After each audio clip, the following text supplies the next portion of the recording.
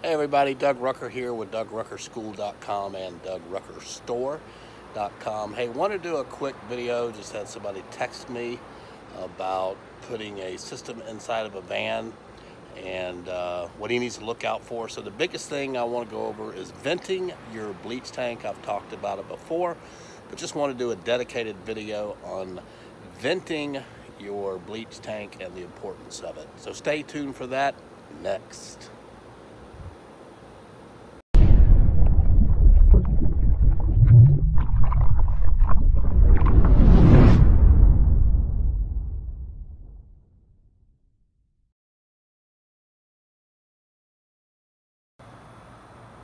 Okay guys, this is a commercial trailer that we have for doing commercial work, and I'm over here doing a little work on it.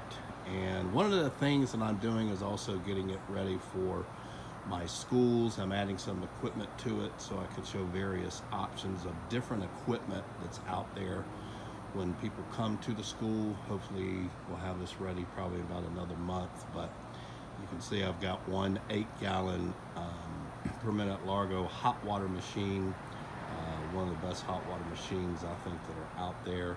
And then I've got another cold water 8-gallon per minute machine. So like one of the things we'll do is show how to Siamese these two together for more water flow. Putting on one of the it's probably a little bit older gas powered machines, but just putting that on mainly so people can see what they operate like. Also putting on an all-flow air diaphragm pump, just so people can see the difference between that and our KINGSLINGER. We do sell the all-flows. I've sold a couple of them, but don't sell too many of them, simply because I like the KINGSLINGER better.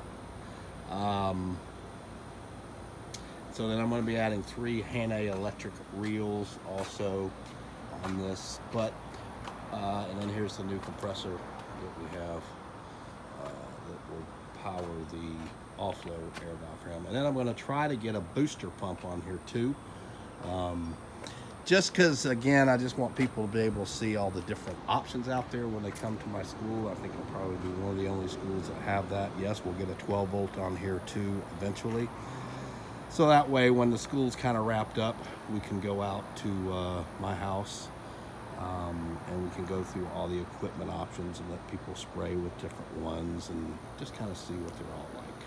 But what I want to talk to you about is venting your bleach tank. Like I was saying earlier, I had a guy message me, one of my online students, and is thinking about getting a van. And in fact, we have a large van over in our other warehouse, Edwin's warehouse, that we're putting a system in for it. But the important thing is, if you're going to use a van, to make sure that you're venting your bleach tank. So this is our bleach tank right here on this rig. And this hose is our bleach that goes to the air diaphragm system. And then this hose here, this is just a vent hose. So it's got a bulkhead fitting with a 90-degree thread to barb fitting. And there's no dip tube or anything that goes down. It just simply allows the fumes and the off-gassing to come out this hose. And then that hose goes down through here, and there's a little hole right there, and that vent hose goes down to the bottom of the trailer. So when we're filling up, the way we fill up is we have this hose, and at my house where our bleach gets delivered to, we can hook this up to our 10-gallon per minute flow jet, just like what comes on the KINGSLINGER. And we can use that pump to pump out of the large tanks that we have. And there's so this hose goes to here. And again, there's a bulkhead fitting with a 90-degree coming off of it. There is a dip tube that runs all the way down to the bottom. So that way, when we're filling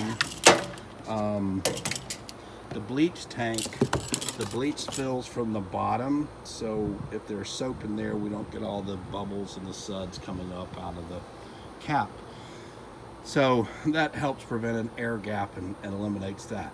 And so everything we do when we are filling the bleach up, we don't ever have to open the lid. And so what happens is if you open the lid and you fill it from there and your new bleach is going in and it hits, say, old bleach or whatever that's in there, you'll start seeing fumes and you'll start seeing off-gassing coming out of the top, and all that stuff comes up and then it goes down and it attacks all the metal on your trailer.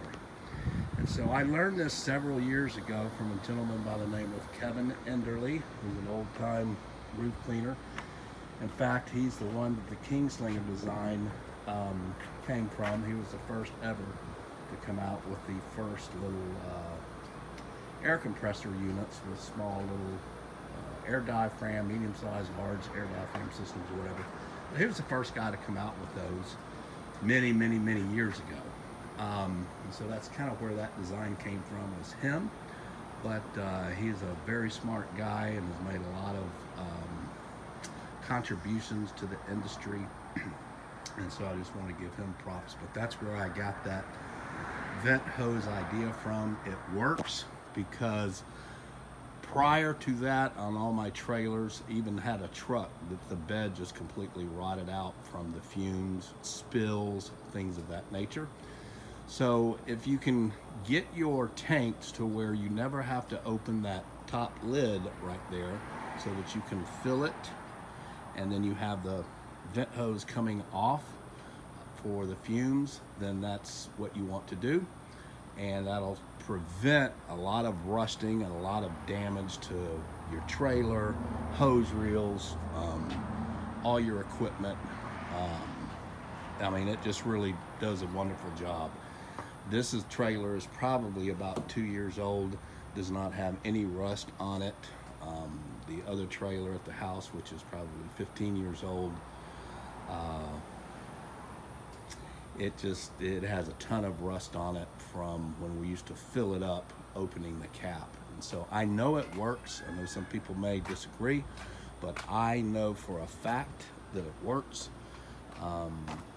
I've got a truck that also is not rusting out. The truck I had before that, the bed actually separated, not this truck, but another bed. The bed actually separated down here from the truck, and of course the whole bottom.